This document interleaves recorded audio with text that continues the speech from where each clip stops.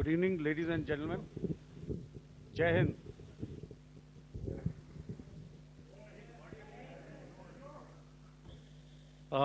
Welcome to this special press conference on Operation Sindoor. We will begin with opening statements by the three senior officers to my right here, who have been directly overseeing operations during Operation Sindoor.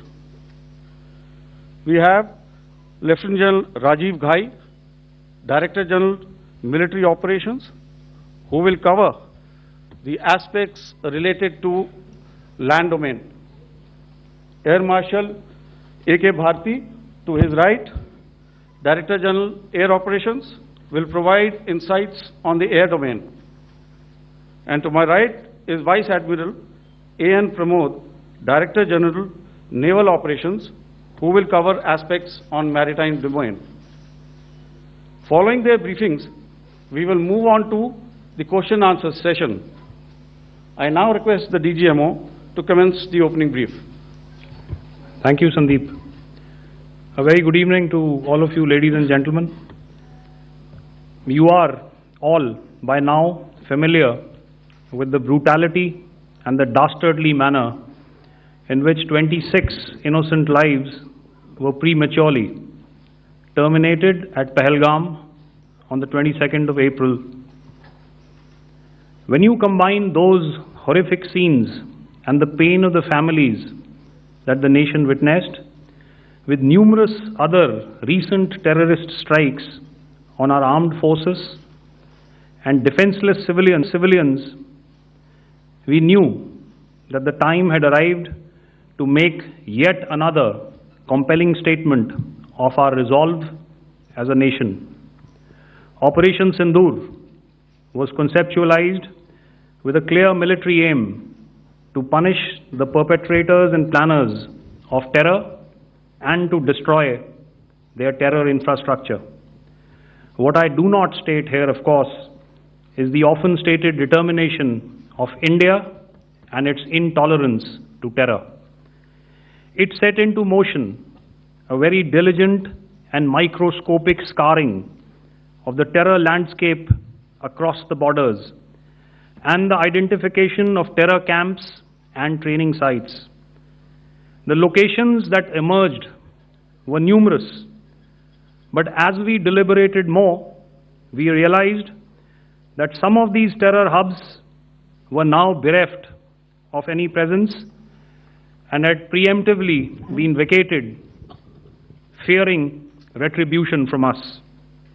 There was also a term of reference and our own binding, self-imposed restriction to target only terrorists and thus prevent collateral damage. There were 9 camps that you are now all familiar with, which were confirmed by our various intelligence agencies to be inhabited.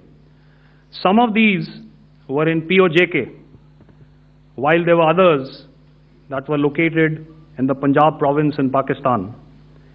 Nefarious places such as Muridke, the hub center of the Lashkar-e-Taiba, has over the years bred infamous characters such as Ajmal Kasab and the likes of David Headley. What followed was a careful scrutiny of each of these sinister locations, their layout, configuration, even the type of construction in each structure, and the terrain obtained around these. This was with an obvious intent to deduce and identify the exact vector that was required for their neutralization, as also the eyes in the sky that we would send up to ensure that we brought back evidence that we had indeed targeted what we set out to. The precise images of these engagements on that fateful and historical night have already been showcased during the first press statement on the 7th of May that was helmed by our Foreign Secretary. I have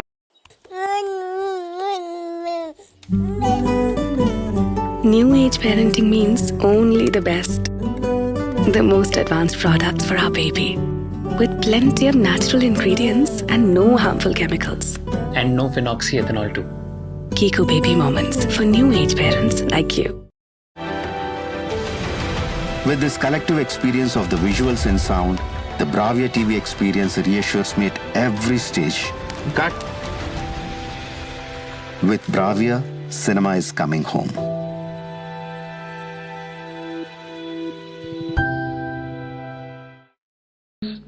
Inhabited villages and religious sites such as Gurudwaras that were unfortunately hit by them, leading to a sad loss of lives. The Indian Air Force played a major part in these strikes by engaging some of these camps, and the Indian Navy provided wherewithal in terms of precision munitions.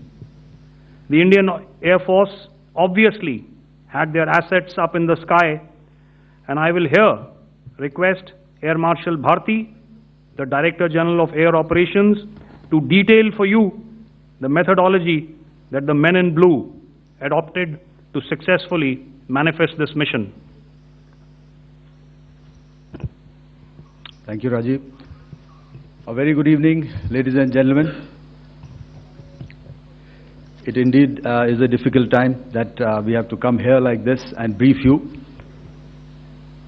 We could have done without this, but we had no choice. As the DGMO has detailed, the event was precipitated by the dastardly act at Pahalgam. The sequence of events have already been detailed. We carefully selected the targets, and out of the 9 selected targets, the target systems that were given to the Indian Air Force were the notorious training camps at Bhavalpur and Muridke, these being further from the international boundary. Through critical target system analysis, we analyzed what was to be done to annihilate these targets and plan to engage these targets with precision air-to-surface guided munitions so as to avoid collateral damage. The modalities of planning process I will not go through at this instant. However, what I would like to show you is the results that we achieved through our targeted air strikes. Could I have the second slide, please?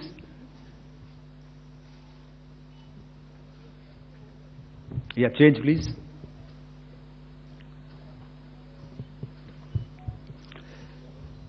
Okay. This is what the terror infra at Muridke looks like.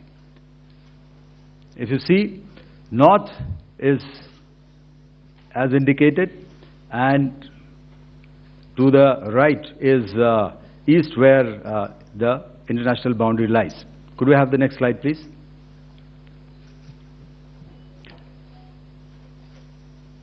Orientating. Just go back to one slide. Okay. Please have a look at this red building, the series of buildings out here, and this empty ground. Next. If you relate, the empty ground is here, and you see this is the first weapon that is impacting. This is the impact point number 1 on Muridke training camp with our precision guided weapons on early morning 7th. Next, please. Keep your eyes glued for the second weapon coming in and the second impact on the selected target point. Next slide, please.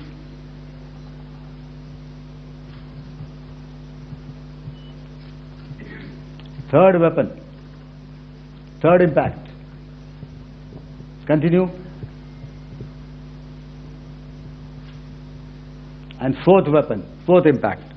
So through these targeted and precision targeting, we addressed the target at Murid Cave, which was the terrain infrastructure.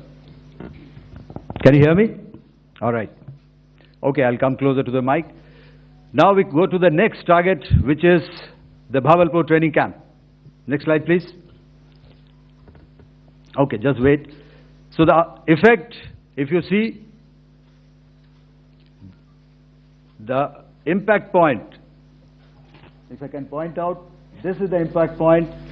The ammunition has gone through the roof and it has created a blast inside, the photographs of which you would have, all of you would have seen.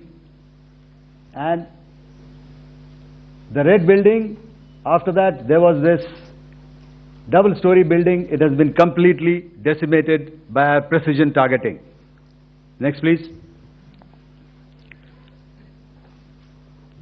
The target system, which was in the north, a series of buildings.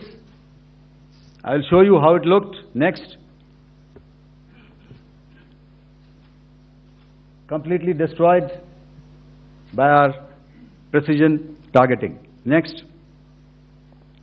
Now coming to Bhavalpur, this is the target complex that we are dealing with, a fairly large target complex. So we had to carefully choose the points that we needed to address, which were high value and which would meet our stated objectives of eliminating the terrorists.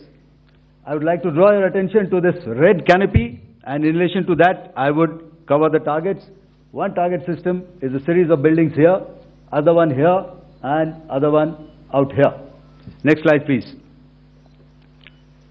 This is how it looked before, and this is how the building looked after the impact of the weapon. And orientation in relation to this red canopy, you can see here.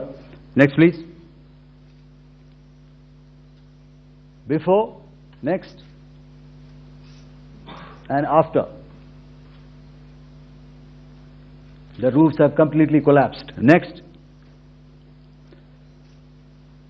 This is the target system. Next. Precision targeting, and we have achieved our objectives here. Next. All right. So that was what we did on the 7th. Our objective was to address these two terrorist camps, and that we did with precision. And thereafter, we maintained a robust air defense posture, because remember, our objective was to target the terrorists and terrorist infrastructure, not any other infrastructure, not the Pakistani military, not the Pakistani any other infrastructure. So that is what we have maintained on the 7th of May. However, what we saw in the evening of 7th of May, we were saturated with a raid of Pakistani unmanned aerial vehicles and small drones. And these came in waves in our civilian areas, over our military installations, and all of them were successfully intercepted. Few of them did manage to land. However, there was not much damage that they did. And we have our robust counter-US hard kill and soft kill systems which did the job. However, the difference here was that we had targeted the terrorists. The adversary now has targeted our civilians and the military infrastructure. So it had to be responded to. So in a quick and calibrated response, that very night, we struck their radar installations at Lahore and close to Gujranwala, the LYT installation, to indicate to him that we are ready, yet we do not want to escalate. Our fight was with the terrorists and not with the Pakistani military establishment. Thank you. Thank you, Air Marshal Bharti. So, ladies and gentlemen, he's outlined operations not only on the night of 6th and 7th of May, when Operation Sindoor commenced, but also on the subsequent night. Being well aware and familiar with the congenital and impulsive nature of our adversary, and even though we did attempt to reach out and communicate our compulsions to strike at the heart of terror to my counterpart in the immediate wake of Operation Sindoor, the request was brusquely turned down, with an intimation that a severe response was inevitable and in the offing. We were, of course, prepared. Operations on the 7th and the 8th, Air Marshal Bharti spoken about. On the night of 8th and 9th of May, they flew drones and aircrafts into our airspace all across the borders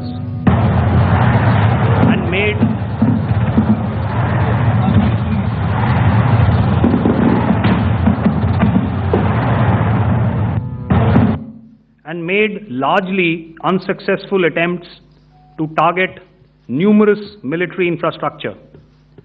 Violations on the line of control by Pakistan also commenced yet again and precipitated into fierce arty engagements. The air operations on the night of 8th and 9th of May, I'll yet again request the DG Air Operations to cover.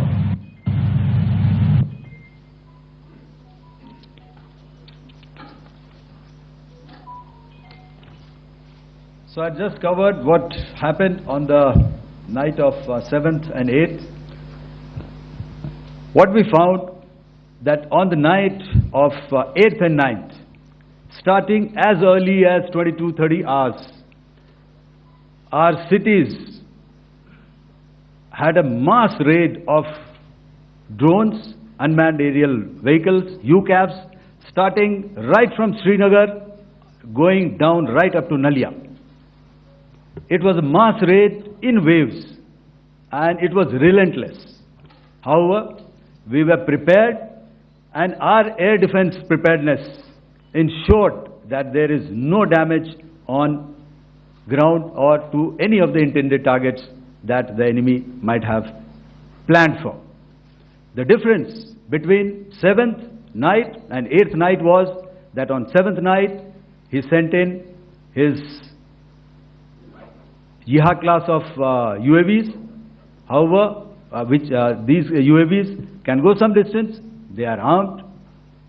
However, on the 8th, less numbers of armed UCAVs were there or UAVs were there, and more numbers of quadcopters, maybe for surveillance or just for harassment of civilians. This continued till midnight. Our air defense preparedness ensured that there was no damage on the ground, either to the military installations or to the civilians. However, the enemy had yet again shown that he wanted to up the ante and he wanted a fight, and we were up to the task. In a measured and calibrated response, we once again targeted his military installations, which included his SAM sites at Malirkant. This also included his surveillance radar sites at Lahore and close to Gujranwala. These were suitably addressed, and thereafter his drone attacks continued even till morning, which we countered, and during the daytime there was some respite. Here I would like to bring out another aspect. What we found was that while the drone attacks were being launched from somewhere close to Lahore, enemy had allowed his civilian aircraft to also continue to fly out of Lahore. Not only his own aircraft, but international passenger aircraft, which is quite insensitive, and we had to exercise extreme caution, even at the cost of some tactical disadvantage, to ensure that there is no damage to any of the civilian aircraft. And this was also brought out in our press briefing during the day. So I will now hand over to my colleague to cover the events of 9th onwards. On land, we also undertook certain measures such as deployment of air defense and electronic warfare assets to establish an integrated grid with the Indian Air Force, and I have seen and heard some of you wax eloquent about the benefits of such an architecture when it comes to negating and combating air intrusions. We also carried out deployment to include movement of our forces in the land, sea and air domains. The night of the 9th and the 10th of May saw similar intrusions by drones and aircrafts, and this time there was a concerted effort to target airfields and some very, very important logistic installations, albeit yet again unsuccessful and denied gallantly and efficiently, I must say, by the integrated Indian Air Force and Indian Army Air Defense. We further strengthened our deployment and also initiated some pressure points to send a very clear and unambiguous message to the other side to desist from any misadventures on land. Some of the airfields and dumps saw repeated attacks in waves from the air. All were thwarted. The Pakistan Army has reported to have lost approximately 35 to 40 personnel in artillery and small arms firing on the line of control between the 7th and the 10th of May. What the other side had probably also not reckoned with was the speedy and precise turnaround and hit back by the Indian Air Force. And I will yet again ask Air Marshal Bharti to speak about these significant and game-changing strikes. I will thereafter request Vice Admiral Pramod, my colleague and Director General of Naval Operations, to tell us about some very telling naval maneuvers in the Arabian Sea that exerted pressure on the night of 9th and 10th of May. Over to you, sir. Thank you. Commencing about 2000 hours, that is 8 p.m. local time, on 8th of May, several Pakistani unmanned aerial systems, drones, combat vehicles attacked multiple IF bases. These included Jammu, Udhampur, Pathankot, Amritsar, Bhatinda, Nal, Dalhousie, Thois, Jaisalmer, Uttarlai, Falodi, Nalia. These were almost simultaneous and they came in waves. All our AD guns and other systems were waiting for them. All these waves were neutralized by our trained crew using the air defense systems that they have, and also some of them were utilized using our legacy systems like Pechoras and IF Summer, which we have recently acquired, and some were neutralized by the Garud snipers. There was no damage on ground from these incursions and these mass raids, if I could call them, from the Pakistani side. However, following these relentless attacks on our air bases, on our forward positions and on our civilian targets, this was time to convey some message to our adversaries. And therefore, a decision was taken to strike where it would hurt. And towards that, in a swift, coordinated, calibrated attack, we struck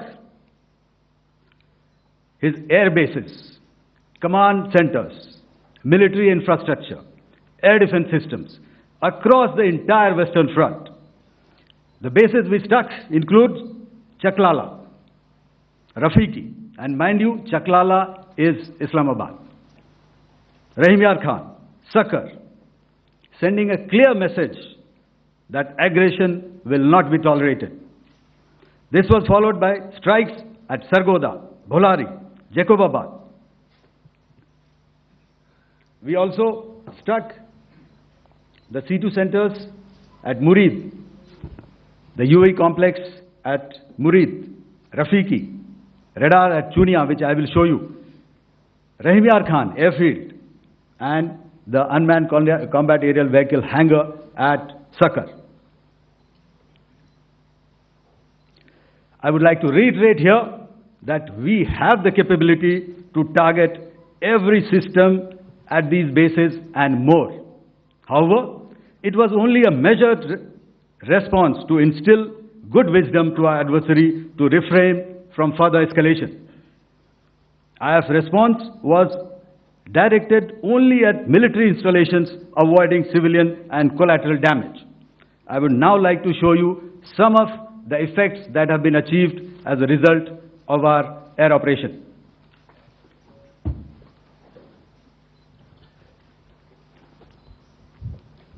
Here is the Pasrur air defense system, if you could see.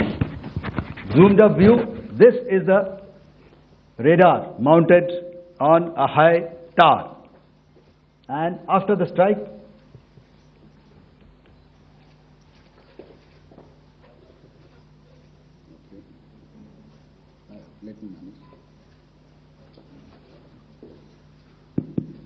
thank you.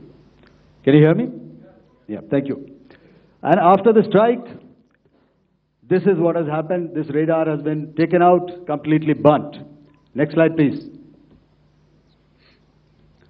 The Chunia air defense radar, which was taken out on 7th and 8th. This is the radar site. A blown up photograph, once again, on a tower. Not very clear, but what you see very clearly is the after effect after we have struck. The radar head has been completely decapitated. Next slide, please. Arifwala air defense radar. In this complex, you see how it looked before, blown up image, and after really blown up. Next. Now coming to Sargodha airfield. Remember, this is one of their important airfields wherein they have a lot of assets, F-16s, other assets which they keep getting, training institutes. And we have stuck this airfield. It is not, if you zoom in here, then one impact point here on the runway and second impact point of our weapon, precision weapon on the runway. And if you see, this blown up, repairing going on. Same here. Next. Rahim Yar Khan. This is the area we have struck. A deep strike out here and one complex here. So this is how it looked before, and same, you see a big crater, another crater here, and this complex after strike neutralized. Next.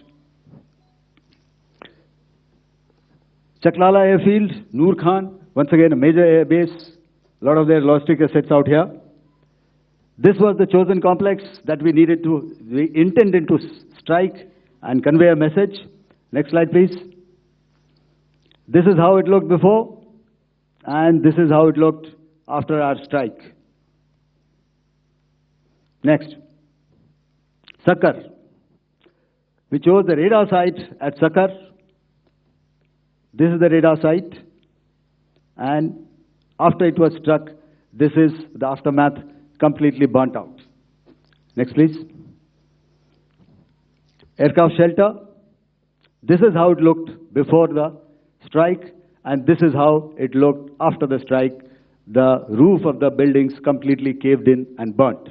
Next. Bolari airfield, aircraft hangar. This is how it looked before, and this is how it looked after the precision strike. Next. Jacobabad, aircraft hangar, and this is how it looked after. Next. So what I'm trying to convey here, ladies and gentlemen, is to start with, Our fight was neither with the Pakistani military nor with anybody else who's there on the other side. Our fight was with the terrorists. We neutralized the terrorists that we selected to be neutralized, and thereafter we only maintained the air defense posture. However, we were relentlessly pounded by waves after waves, night after night, by his UCAVs, by his drones, and by his other unmanned aerial systems. And that left us with no choice but to retaliate, and yet our retaliation was calibrated, it was graduated, and it was proportionate. Thank you.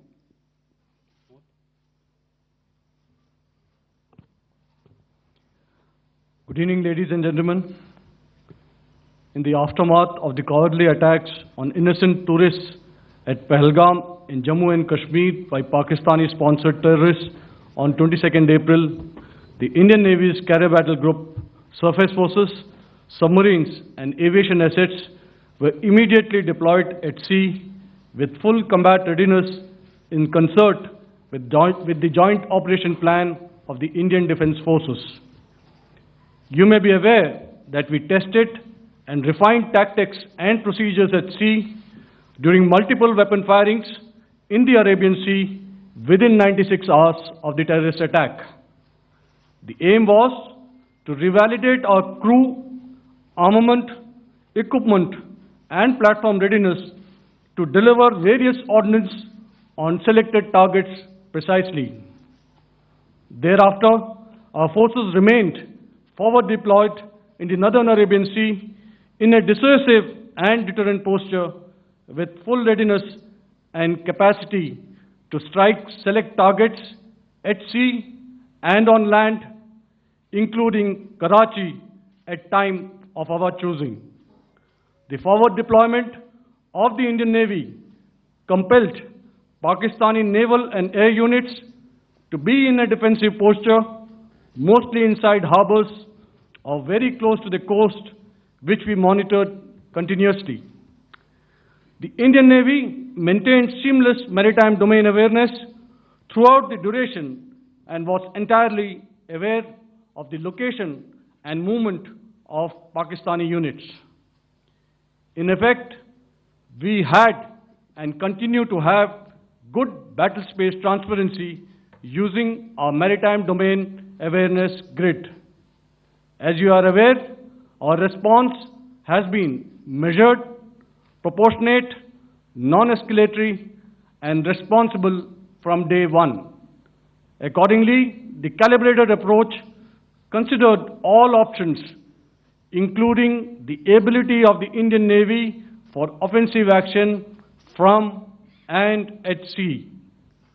As part of this escalation control mechanism, the application of force by the Navy was planned in a synchronized manner in coordination with the Army and Air Force, the highlight being teams from the three services working closely in an integrated manner.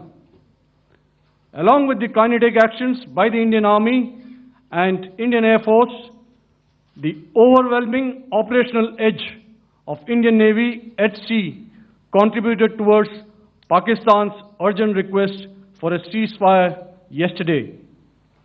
As we speak, Indian Navy remains deployed at sea in a credible deterrent posture to respond decisively to any inimical action by Pakistan or Pakistan-based terrorists. Thank you. Samno Varna, Jai Hind. Now I'll hand over to Director General Military Operations for further proceedings. Ladies and gentlemen, on the 10th of May, in the morning, even as we were getting into a huddle to wargame the events of the previous night, a routine exercise, I received a message on hotline from my counterpart in Pakistan seeking my willingness to communicate. Since our initial aim was to strike at terror camps, and all our actions in the subsequent days were in response to the intrusions and violations by the Pakistan Air Force and its army, it was decided that I would indeed speak with my counterpart. You are already aware I've seen it being covered on national television, that my communication with the Pak DGMO was conducted at 15:35 hours yesterday and resulted in cessation of cross-border firing and air intrusions by either side with effect from 1700 hours 10th of May, after he proposed that we cease hostilities. We also decided to further speak on the 12th of May, that's tomorrow, at 1200 hours, to discuss the modalities that would enable the longevity of this understanding. However, disappointingly, and must I add, expectedly, it took only a couple of hours for the Pakistan Army to violate these arrangements by cross-border and across the line of control firing, followed by drone intrusions across the expanse of the Western Front through last night and in the early hours of the morning today. These violations were responded to robustly and dealt with as they must be. We have earlier today sent another hotline message to my counterpart highlighting these violations of the understanding between the DGMOs on the 10th of May and our firm and clear intent to respond to these fiercely and punitively, if repeated tonight, subsequently, or later. In this regard, I must inform all of you that the Chief of Army Staff has earlier today conducted a security review and has granted full authority to our Army commanders for counter-actions in the kinetic domain in case of any violation by Pakistan. In the end, I pay my solemn homage to my 5 fallen colleagues and brothers from the armed forces and civilians who have tragically lost their lives in Operation Sindoor. Our hearts go out to the bereaved families, and we express our solidarity to them in this lifetime and beyond, at this grave juncture in their lives. Their sacrifices shall always be remembered and spoken of in glowing terms by a grateful nation. We have thus far, ladies and gentlemen, exercised, and my colleague Pramod highlighted this, immense restraint, and our actions have been focused, measured, and non-escalatory. However, any threat to the sovereignty, territorial integrity, and safety of our citizens will be met with decisive force. Jai Hind. Okay, ladies and gentlemen, we are now open for questions. All right, now, since I would not know all of you, I would expect you to please raise the placard or your hand, and once I indicate, I expect you to please give out your name and the media group that you belong to. Keep your questions short so that we can take as many questions as possible. Also, ladies and gentlemen, kindly bear in mind that confidential aspects may not be answered by the 3 DGMOs. Right. I've got a lot of hands there. Let me start from the left. Left foot always in front when we start marching. So here we have to the left, okay. Yeah, 238. Hello. So this is Manas Pratimugyan from PTI, Press Trust of India. So the understanding that was reached yesterday on stopping the military operations and actions, was it for just 3 days? And what would be the cost escalation if there is violation of this understanding by the Pakistani side? And my subsequent question would be that we have a kind of ceasefire agreement with Pakistan that was finalized in 2003. So will there be some kind of similarities in frameworks between the two kind of understandings, 2003 ceasefire agreement and the current understanding on stopping military operations? And again, what are the costs that will be incurring on Pakistan if Pakistan again resorts to this kind of terrorist activities, because we have made it very clear that the cost will be very high. So I would like to have your thoughts on it. Okay, so I'll answer the latter part of the question first. I also want to add that while the initial ceasefire agreement, as you correctly pointed out, is of the 2003 vintage, but I must remind you that in 2021, in the month of February, and this was then when the crisis in eastern Ladakh was also on, the two DGMOs had spoken and arrived at a ceasefire understanding that lasted right up until this unfortunate attack at Pahalgam. Once our Foreign Secretary had announced the decisions of the CCS in the immediate wake of that attack, he had announced certain measures, and then of course Pakistan had in turn made its own announcements. Since then, there have been certain violations of this ceasefire understanding, and of course after the 7th of May, like I pointed out during my statement, that there have been numerous violations on the line of control especially, and of course along the international boundary by the Pakistan Army and the Pakistan Air Force. This understanding that we spoke about yesterday, no, it was not for 3 days.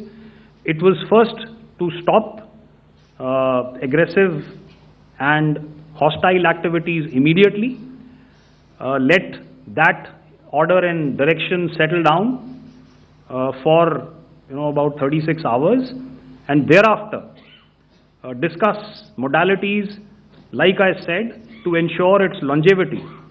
That is tomorrow, on the 12th of May. But unfortunately, we had a violation starting at approximately 1900 hours last night. And we've sent a communique, like I said, to the Pakistan Military Operations Directorate. And we will await as to what happens tonight. All right. The cost escalation, I'll leave it to your best imagination. I've already said that the response will be fierce and punitive. Now, the right foot forward. Yeah.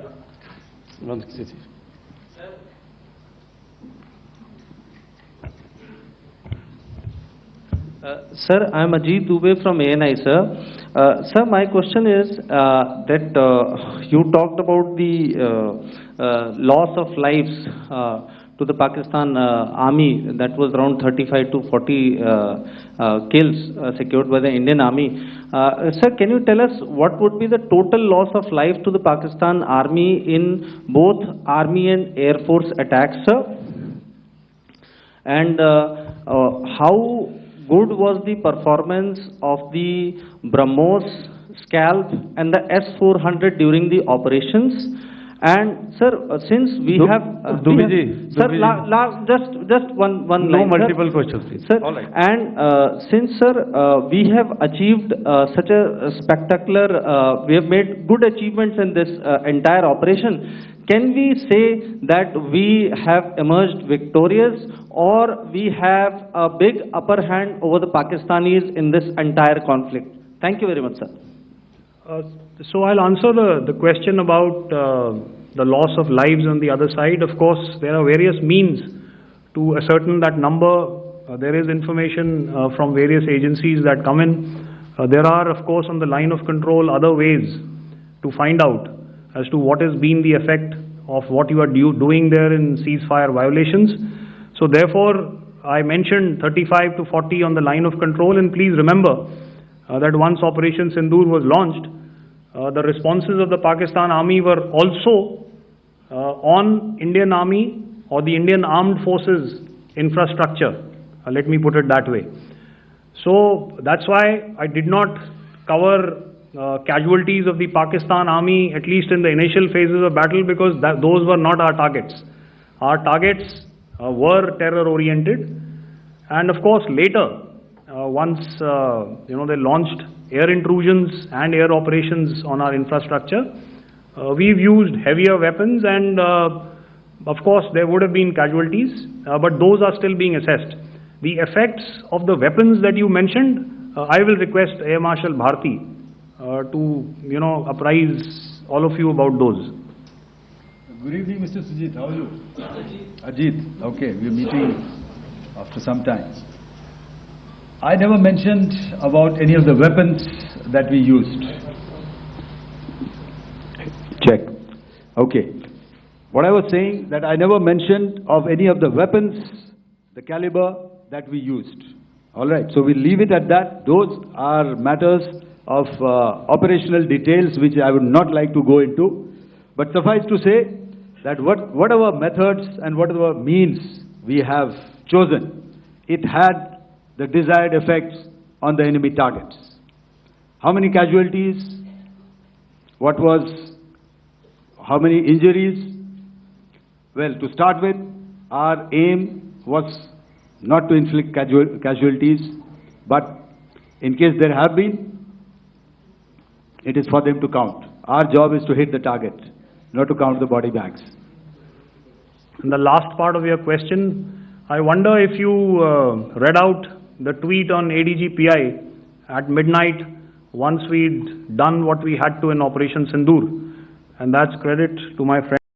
Quality में number 1 कहने से नहीं, साबित करने से होता है, दिलों में और लैब में। लैब टेस्ट में Fena super wash is number 1। Quality में मैंने फेना को बेहतर पाया। कंज्यूमर रिसर्च में 80% ने दिल से फेना को नंबर 1 पाया है, इसलिए फेना ही लेना। Left 147. Sorry, 47. No, 47. Did I see it here or? Yeah. Good evening, gentlemen. Sorry, 147. I saw it there. Sorry. Yeah. Since I've already said 147. Start, please. Hi, sir. Good evening. This is Shivam Patel from Reuters News Agency. Thank you for giving me the opportunity. My question, sir, is how many military targets did Indian Armed Forces strike in Pakistan in response to the attacks from Pakistan? How were these targets selected?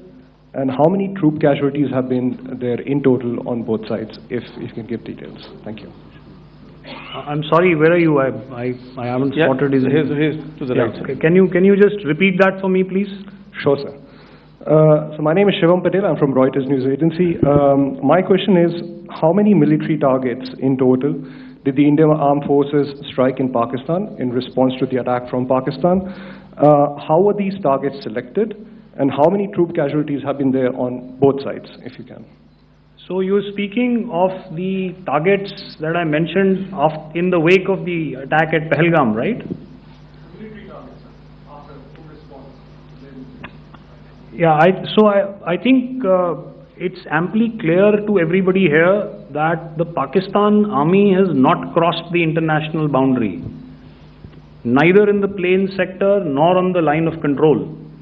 So the intrusions have been in the air. There have been certain attempts on the line of control when ceasefire violations have been on to try and infiltrate and carry out and perpetrate activities that we are all very well familiar with. Whether these are by terrorists or by the Pakistan Army or its special forces and commandos is difficult to say, but each of these have been effectively thwarted. So therefore, as far as engagements of military targets on the other side is concerned, I thought Air Marshal Bharti covered those very well and in detail, and he also mentioned as to how they went about targeting those. I think those images were very clear and very, very graphic in telling us as to what we needed to hit. And you'll remember right at the outset I said that we even went into what was the construction in each of these locations, and therefore decided on the vector that had to be utilized. Please. Okay, if I could add to what the DGMO has said, I have already detailed the targets. Now, whether it is X numbers or Y numbers that is immaterial. And what damage have we inflicted? You have seen. What are the casualties on the other side? As I said, that is for them to count. As far as we are concerned, from the air defense side, if they had a choice, they would have definitely come in. They are fighters, there are more numbers of UCAVs. It is not that they did not intend to come in. It is only that our robust AD posture prevented them from coming in. So that must be known, and that must be realized by all the audience here. Yeah, I'll come to the left now, 24.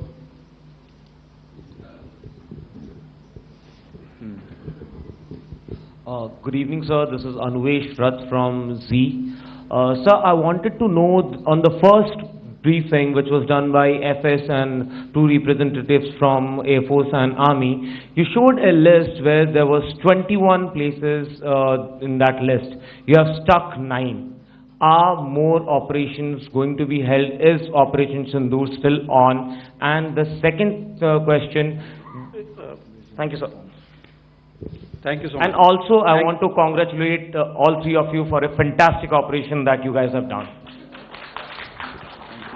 Thank you so much. Thank you so much for that one question. Yeah. Sir, the question. Unfortunately, Rath, is that your name? I'm sorry. You know, as far as operational details are concerned, I am not in a position to share those right now. But I think I'll take a cue from Pramod. You know, he said towards the end that the Indian Navy is still in a posture that is deterrent. And I have already made it very clear towards the end of what I said that it's only a couple of hours ago that the Chief of Army Staff has carried out a security review, and he's authorized our Army commanders to deal with violations of any kind from across the borders in a manner that they deem fit. So again, to reiterate, the response will be fierce and it will be punitive.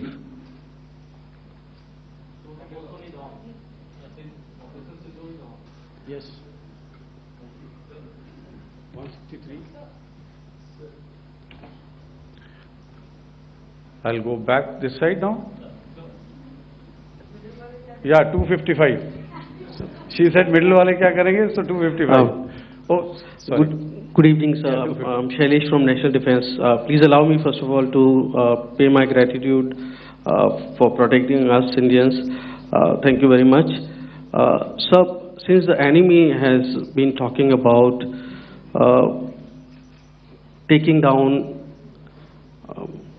our aerial platforms,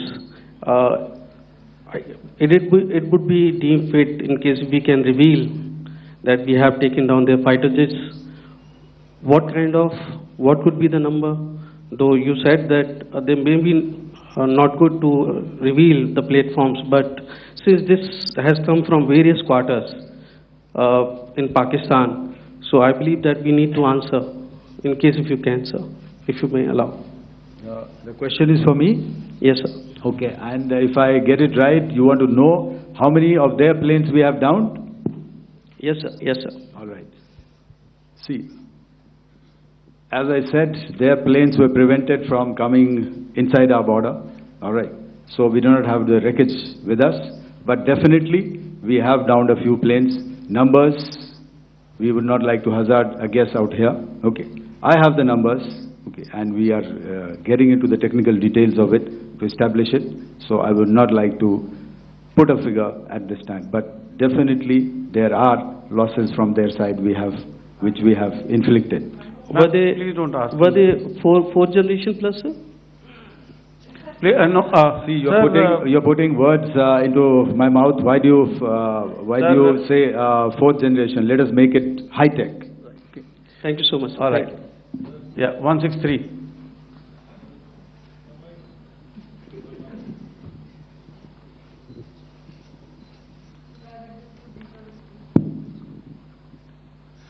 sir, मैं मंजीत नेगी हूँ आज तक से। मेरा सवाल ये है कि इस पूरे ऑपरेशन में जो आतंकी ठिकानों को निशाना बनाया गया, क्या नंबर्स कुछ बता सकते हैं कितने आतंकी मारे गए? कुछ नाम सरकार, मतलब कुछ नाम मीडिया में आए भी हैं जो बड़े उसके मास्टरमाइंड थे। और एक सवाल जो आज एयरफोर्स ने भी ट्वीट किया कि ऑपरेशन सिंदूर अभी जारी है और सरकार की तरफ से भी कहा गया। और पिछली बार जब विदेश मंत्रालय की प्रेस कॉन्फ्रेंस पहली हुई थी उसमें वो लिस्ट दिखाई गई थी कि 21 टेरर कैंप आइडेंटिफाई किए गए हैं। तो क्या जो बाकी बचे हुए टेरर कैंप उन पर भी कार्रवाई होगी? और एक नंबर अगर आप बता पाएं कितने टेररिस्ट मारे गए? Sir, before you answer, sir, before you. Manjeet ji, 3 questions. The third one has just been asked here before. So 21 this thing. So I'll request the first to be answered so that we have more number of people who can ask. Manjeet, जब मैंने statement दिया तो मैंने शुरू में ही कहा कि जैसे ही ऑपरेशन सिंदूर कॉन्सेप्चुअलाइज हुआ तो हमारा जो पीछे की कार्रवाई होती है, स्पेड वर्क और टारगेट्स को आइडेंटिफाई और एनालाइज करने की कार्रवाई शुरू हो गई थी। मैंने जब स्टेटमेंट दिया तो मैंने बताया कि बहुत सारे थे, हमने 21 दिखाए होंगे और भी हैं, लेकिन वो लिस्ट फिल्टर करते करते 21 तक पहुंची। अब क्या आगे एंगेज किए जाएंगे? अगर ज़रूरत पड़ेगी तो ज़रूर एंगेज किए जाएंगे, लेकिन मैंने बताया कि इस समय जो इंट एजेंसीज ने हमें बताया कि फलाने कैंप में प्रेजेंस है, हमने उनको एंगेज किया। कुछ नाम मैंने लिए, कुछ नाम अभी पुख्ता किए जा रहे हैं। मैंने आपको बताया कि जो इंट एजेंसीज ने अभी तक असेसमेंट किया है उसमें उन्होंने कहा है कि तकरीबन 100 से ज़्यादा मारे गए हैं। और एक आज आपने तस्वीर भी देखी कि काफ़ी प्रोमिनेंट जो फ्यूनरल था, काफ़ी प्रोमिनेंट एक जो हस्ती हैं वो ऑर्गेनाइज कर रहे थे, और उस फ्यूनरल में और कौन कौन लोग अटेंड कर रहे थे वो तो आपने देखा ही। तो आप लोग सब समझदार हैं और मुझे ये कहने की ज़रूरत नहीं है कि इन लोगों को कहाँ से सपोर्ट मिल रहा है। अगर नहीं मिल रहा होता तो ऑपरेशन सिंदूर नहीं होता, तो उसी की वजह से है ये ऑपरेशन। तो मेरे ख्याल से मैंने आपके सारे सवालों का जवाब दे दिया। Ma'am, sir, next is from 17। Sir, मेरा नाम अंजू निर्वाण है, TV9 भारतवर्ष से। सर, मेरा सवाल ये है कि ऑपरेशन सिंदूर में हमारी जो इंडियन नेवी है उसके बारे में सर थोड़ा सा बताएं कि किस तरह की उसकी भूमिका रही, क्योंकि हमने इस दौरान सर देखा कि बहुत सारी स्पेकुलेशन भी रही और ये बोला गया कि कराची तक हमारी नेवी ने ऑपरेशन किया है। तो सर इस पर थोड़ी सी क्लैरिटी चाहिए। और सर हमने कौन कौन से फाइटर एयरक्राफ्ट डाउन किए हैं, अगर उसका भी थोड़ा सा क्लैरिटी मिल जाए तो अच्छा रहेगा। तो मैं आपका पहले सवाल का जवाब दूंगा। I will make few sentences and leave it for your imagination. First of all, as I mentioned, we have quantitative and qualitative edge to deliver a massive blow to our adversary, and we completely dominate in the maritime front. Indian Navy's action is part of the escalation ladder mechanism which we have worked out amongst 3 services. This time, if Pakistan dare take any action, and Pakistan knows it, what we are going to do. That's all. Okay. आपके सवाल का जवाब मैं पहले दे चुका हूं। आपके सवाल का जवाब मैं पहले दे चुका हूं, इसलिए मैं बस उस तक ही सीमित रखूंगा और इतना कहना चाहूंगा कि आने वाले दिनों में आपको खुद ही पता चल जाएगा और ऐसी बातें छुपी नहीं रहती हैं, तो पता चल जाएगा। So at this time we'll just let it be. Okay, ladies and gentlemen, we have 1 or 2 more questions, sir. So please, they are going to be outside. You can speak to them there also. 104.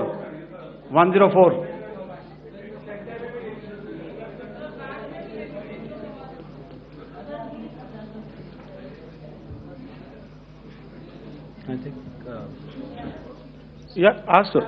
Sir, Dinakar with the Hindu newspaper. Are you surprised that you got this question? No, sir. I'm waiting for this to look. Sir, can you give a number of assets we lost, because there's been a lot of speculation going on, international media writing a lot of things about our platforms, including Rafale. I mean, Pakistan claiming that Rafale has been downed, etc. Can you put that question to rest and clarify on that? I guess that question is for me. All right, I'm happy that you've asked this question. You know, we are in a combat scenario, and losses are a part of combat. The question that you must ask us, okay, and indeed that we must ask ourselves, you inclusive, is, have we achieved our objectives? Have we achieved our objective of decimating that terrorist camp? And the answer is a thumping yes. And the results are for the whole world to see. As for the details, what could have been, how many numbers, which platform did we lose? You know, at this time, I would not like to comment on that, because we are still in a combat situation. And if I comment on anything, it will only be advantage adversary. So we don't want to give him any advantage at this stage. All I can say is that we have achieved our objectives that we selected, and all our pilots are back home. Thank you. Okay, hold, please don't, please be civil here. So we'll have 220 now. Hello sir, this is Anita Chaudhary sir from Swadesh newspaper. मेरा सवाल है, क्योंकि ये हमारे जो पहले जो action रहा वो आतंकवाद के खिलाफ रहा, तो आतंकवाद में अजहर मसूद की तरफ से एक बयान जारी किया गया था जिसमें उन्होंने कहा कि हम इसका बदला लेंगे और जाज जाज रुलाएंगे। तो क्या अगला, अगर खुदा न खास्ता अगला टेरर अटैक किसी भी तरह का होता है, तो क्या उसे एक्ट ऑफ वॉर में हमारी तरफ से लिया जाएगा और उसका क्या माकूल जवाब दिया जा सकता है? मेरा इसमें सिर्फ एक ही जवाब है आपके लिए कि हमने अपनी कार्रवाई करी। हमने उसके बाद मैंने अपने स्टेटमेंट में भी बताया कि ये कम्युनिकेट करने की कोशिश करी कि हमने इस तरीके से ये जो स्ट्राइक्स हैं वो क्यों की। लेकिन जो हमारा एडवर्सरी है उसने जैसे मुनासिब समझा वो कार्रवाई करी। तो आपने देखा कि ये जो एक्टिविटीज़ चल रही हैं 3-4 दिन से, ये कोई वॉर से कम नहीं है। नॉर्मल सर्कमस्टांसेस में एक दूसरे देश की एयरफोर्सेस हवा में नहीं उड़ती हैं और एक दूसरे के ऊपर स्ट्राइक्स नहीं करती हैं। हर रात इंट्रूजन्स नहीं होते हैं। लाइन ऑफ कंट्रोल पर सीज फायर वायोलेशंस, आपके एक साथी ने सवाल पूछा था शुरू में, एक सीज फायर अंडरस्टैंडिंग था, वो भी जा चुका है। उस सीज फायर अंडरस्टैंडिंग के जाते जो फायरिंग हो रही है लाइन ऑफ कंट्रोल में, उसमें घुसपैठ की कोशिश हो रही है।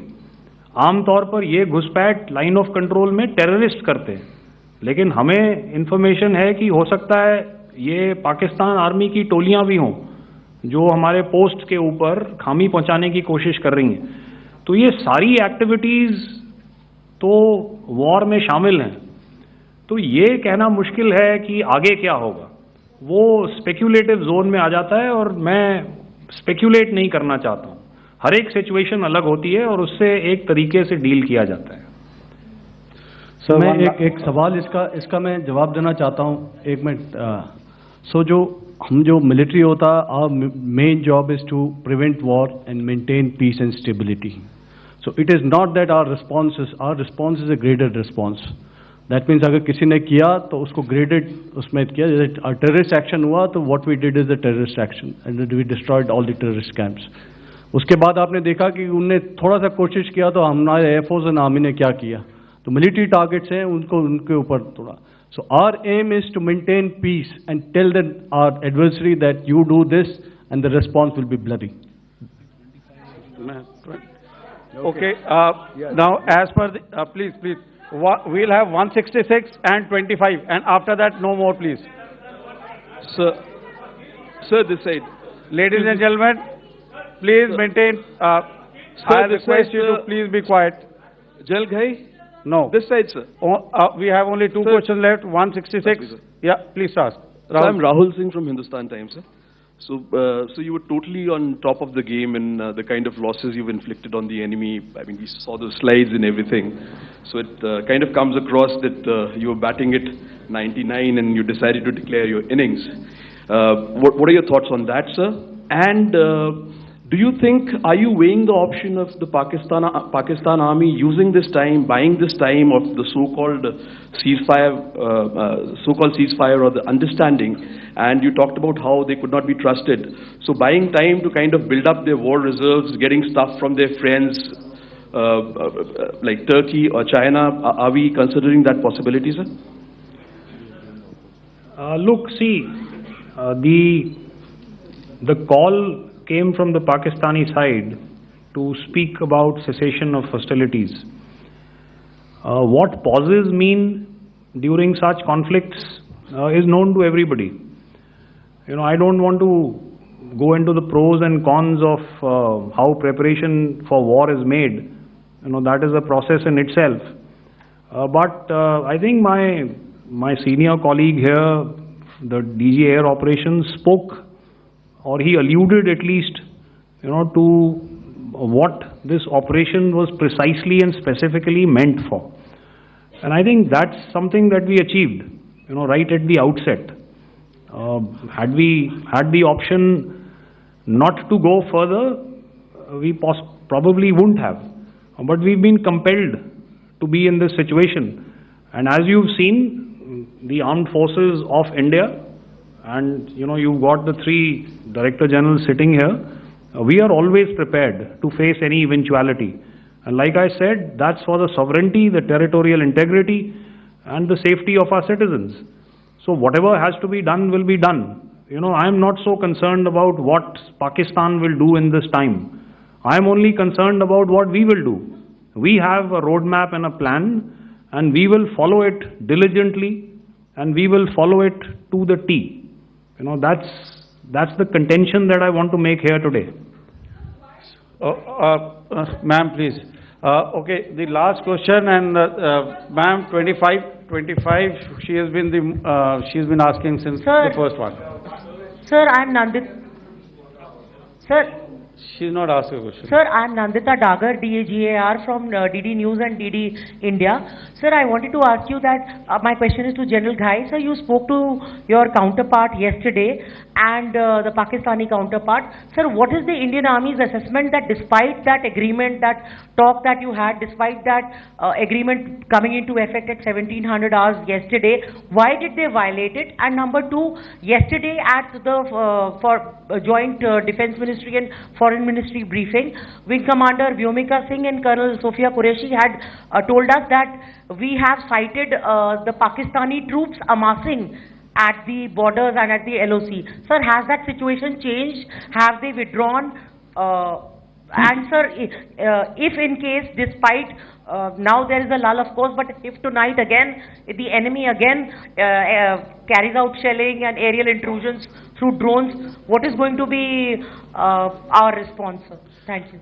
So, without outlining the specifics of that response, I've already made it clear that there will be a response, and it will be fierce and it will be punitive.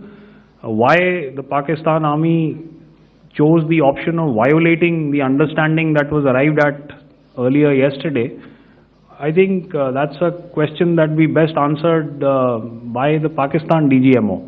I wouldn't be able to, give you that. But, in situations such as these, and if you go back into any conflict, sometimes these understandings take time, to fructify and manifest on ground. But without, getting into the reasons, it is our mandate to be prepared at all times, and that we were. It's not as if because there was an understanding we weren't prepared. I must tell you that the armed forces were on a very, very high alert and they continue to be in that state even as we speak. Oh, all right. Ladies and gentlemen, please, ma'am, please. Okay, thank you so much for coming today. Those who have missed asking a question, those who have missed, see, I knew I'll grab this attention from you like this. Those who have missed the opportunity to ask a question can give me a written one. I'll definitely get back to you with that. And also, they are they are invited for a cup of tea in my office day after tomorrow. Thank you, ladies and gentlemen, for coming. Thank you. Obviously had their assets up in the sky, and I will here request Air Marshal Bharti, the Director General of Air Operations, to detail for you the methodology that the men in blue adopted to successfully manifest this mission. Thank you, Rajiv. A very good evening, ladies and gentlemen. It indeed is a difficult time that we have to come here like this and brief you. We could have done without this, but we had no choice. As the DGNO has detailed, the event was precipitated by the dastardly act at Pahalgam. The sequence of events have already been detailed. We carefully selected the targets, and out of the 9 selected targets, the target systems that were given to the Indian Air Force were the notorious training camps at Bhavalpur and Muridke, these being further from the international boundary. Through critical target system analysis, we analyzed what was to be done to annihilate these targets and plan to engage these targets with precision air-to-surface guided munitions so as to avoid collateral damage. The modalities of planning process I will not go through at this instant. However, what I would like to show you is the results that we achieved through our targeted airstrikes. Could I have the second slide, please?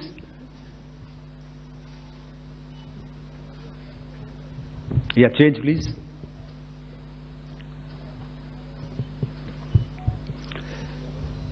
Okay. This is what the terror infra at Muridke looks like.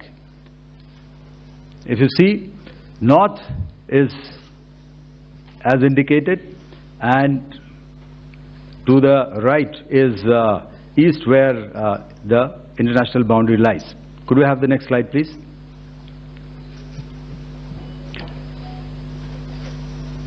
Orientating. Just go back to one slide. Okay. Please have a look at this red building, the series of buildings out here, and this